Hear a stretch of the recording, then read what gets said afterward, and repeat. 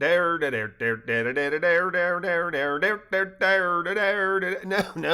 that's wrong. Dixie Diamonds 199. Metz, 4:40 p.m. Pushing aside a curtain in his living room to look out the window, Pilatray said to Joey, "The sun will be setting soon. You still wish to walk to your flat, or would you rather take my car?" Joey, looking at her watch, said with a grin, "You didn't with me so soon. We've only been together nearly the entire day, if you'll grant me that our simultaneous incarceration in separate cells qualifies us together. No disrespect for your fellow students, but I prefer to be safely at home before darkness falls, as I am concerned that some of our revelers will be less than cautious as they drive, motorbike, cycle, or walk tonight." "Oh, you disparage the hard-working youth of France," Joey exclaimed. "I may have to report your anachronistic paternalism," she concluded with a grin. Anachronistic. Adjective, belonging or appropriate to an earlier period, especially so as to seem conspicuously old-fashioned. Paternalism, the policy or practice on the part of people in positions of authority of restricting the freedom and responsibility of those subordinate to them in the subordinate's supposed best interest. "Ah, yes," Pilatray said, assuming a false tone of grief.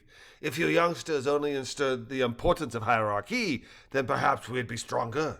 What France needs is the return to the monarchy." "That might be better than a return to Philippe Pétain and Vichy," Joey said with a nod. "If you do not mind, I would prefer to walk. As you know, it is not far, and I remain restless after our detainment."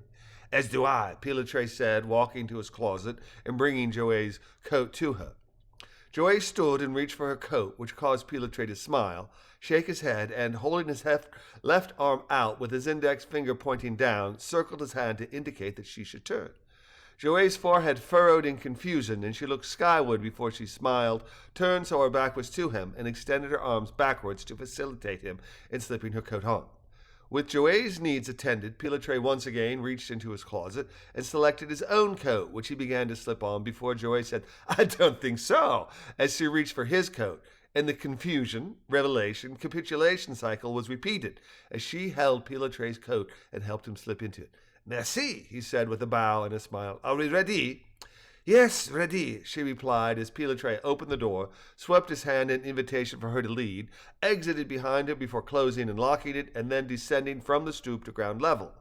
Leaning into Pilatray as they walked up his driveway, she whispered, "Balloony, Pilatray and I are headed to my flat. How are you doing?" "I've been fine, just drifting along in the ocean current as all of our Australian friends have drifted off to sleep. And you?"